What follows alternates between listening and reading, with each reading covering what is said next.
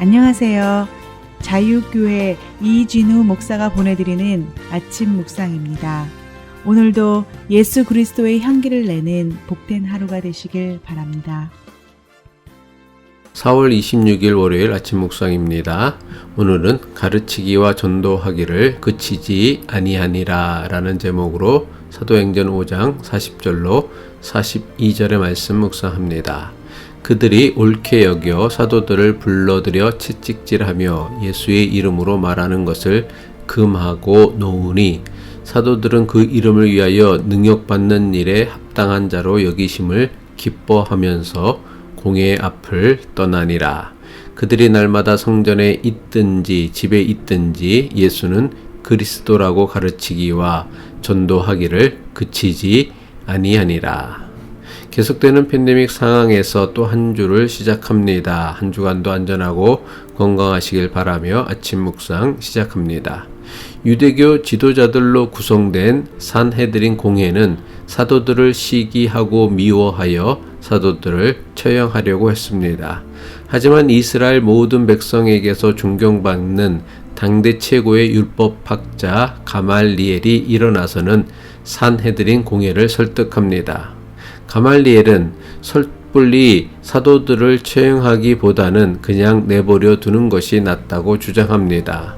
사도들의 사상과 행동이 사람으로부터 났으면 얼마 가지 않아 저절로 무너질 것이고 하나님께로부터 났으면 하나님이 하시는 일을 사람이 무너뜨릴 수 없기 때문이라고 주장합니다. 사도행전 5장 38절로 39절이죠. 이제 내가 너희에게 말하노니 이 사람들을 상관하지 말고 버려두라. 이 사상과 이 소행이 사람으로부터 났으면 무너질 것이요 만일 하나님께로부터 났으면 너희가 그들을 무너뜨릴 수 없겠고 도리어 하나님을 대적하는 자가 될까 하노라 하니. 산헤드린 공회는 이스라엘 모든 백성에게서 존경받는 가말리엘의 충고를 무시할 수 없었습니다.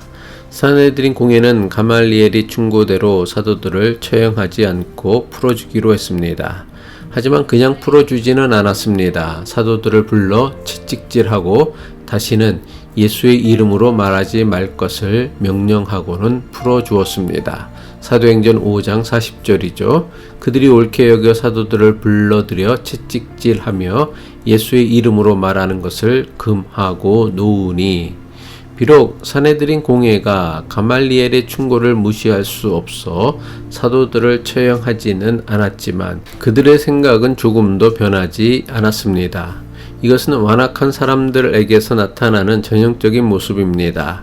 완악한 사람들은 아무리 지혜로운 말을 해 주어도 깨닫지 못합니다. 끝까지 자신만 옳다고 생각하고 상대방은 틀렸다고 생각합니다.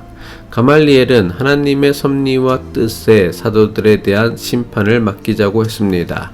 하지만 유대교 최고 지도자들은 자신들이 가진 힘과 권세가 너무 높아서인지 하나님께 맡기는 것이 전혀 안 되는 사람들이었습니다. 이것은 지금도 별반 다르지 않습니다. 세상에서 성공한 사람이나 돈 좀 있는 사람들은 아무리 자신이 잘못한다는 것이 있다고 해도 자기 생각이나 태도를 좀처럼 바꾸려고 하지 않습니다. 자신이 잘못한다는 것을 알면서도 끝까지 고집을 부리는 것은 결국 하나님을 대적하는 자리에까지 서게 된다는 것을 알아야 합니다.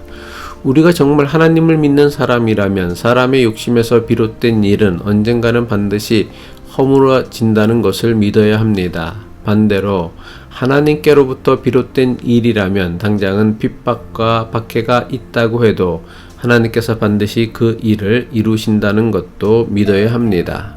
산헤드린 공회가 사도들에게 채찍질하고 예수의 이름을 말하지 말 것을 경고하고 풀어주자 사도들이 어떻게 반응했습니까? 사도행전 5장 41절이죠. 사도들은 그 이름을 위하여 능욕받는 일에 합당한 자로 여기심을 기뻐하면서 공회 앞을 떠나니라. 사도들은 억울한 채찍질을 당하고도 억울해하기는커녕 도리어 기뻐하며 공회 앞을 떠났다고 사도행전은 기록하였습니다. 사도들이 채찍을 맞고 협박을 당하면서도 기뻐하며 산헤드린 공회를 떠났던 이유가 무엇이었습니까? 사도들은 풀려났기 때문에 기뻐했던 것이 아니었습니다. 예수님 때문에, 자신들이 겪는 고초 때문에 오히려 기뻐했던 것입니다. 사도들은 예수 그리스도의 이름 때문에 고난을 받고 모욕을 당하는 일을 기뻐한 것입니다. 한마디로 사도들은 예수님 때문에 겪는 고초와 모욕을 대단히 자랑스럽고 명예로운 일로 여긴 것입니다. 사도들은 자신이 받는 고초와 박해가 바로 예수 그리스도의 진정한 제자가 되었다는 증표와 같은 것으로 여겼기 때문입니다. 사탄은 결코 익지 않은 나무 열매는 흔들지 않습니다. 사탄은 참된 그리스도인만 시험하고 무너뜨리려 합니다. 따라서 역설적이지만 우리에게 사탄의 시험이 온다면 온전히 기뻐할 수 있어야 합니다. 세상이 우리를 가만히 놔두지 않고 사탄이 우리를 넘어뜨리려고 시험한다면 우리는 도리어 기뻐할 수 있어야 합니다. 이것은 사탄도 우리가 하나님의 자녀가 되었다는 것을 인정한다는 것이 되기 때문입니다.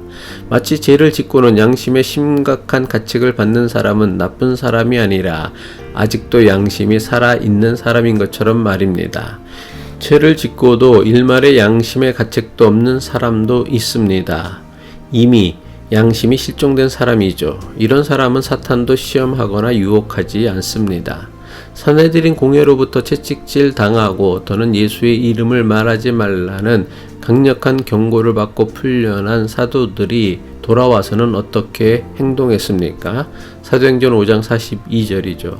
그들이 날마다 성전에 있든지 집에 있든지 예수는 그리스도라고 가르치기와 전도하기를 그치지 아니하니라.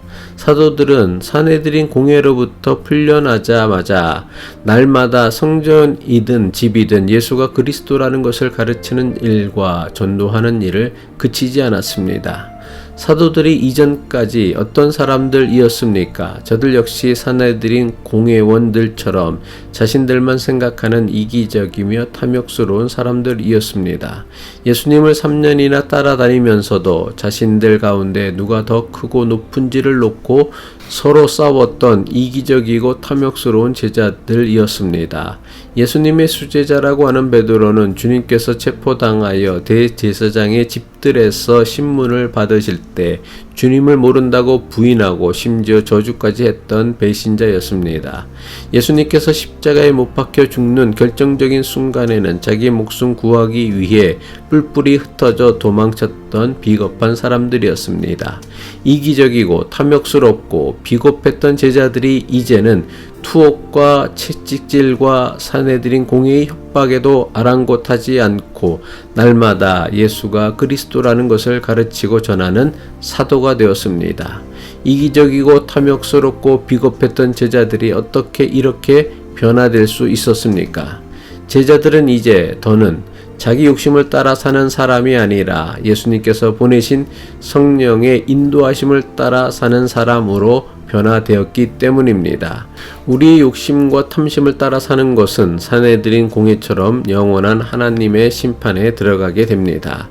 날마다 우리와 동행하시며 우리를 좁은 길로 인도하시는 성령의 인도하심에 순종할 때만 이전과는 전혀 다른 삶을 살아가는 존귀한 인생이 될 것입니다. 기도하겠습니다. 사도들이 예수 그리스도를 위해 고초를 당하는 것을 기쁘게 여겼던 것처럼 오늘 우리도 예수 그리스도를 위해 감당해야 하는 손해를 기쁘게 여길 수 있는 담대한 믿음을 주옵소서. 예수 그리스도의 이름으로 기도합니다.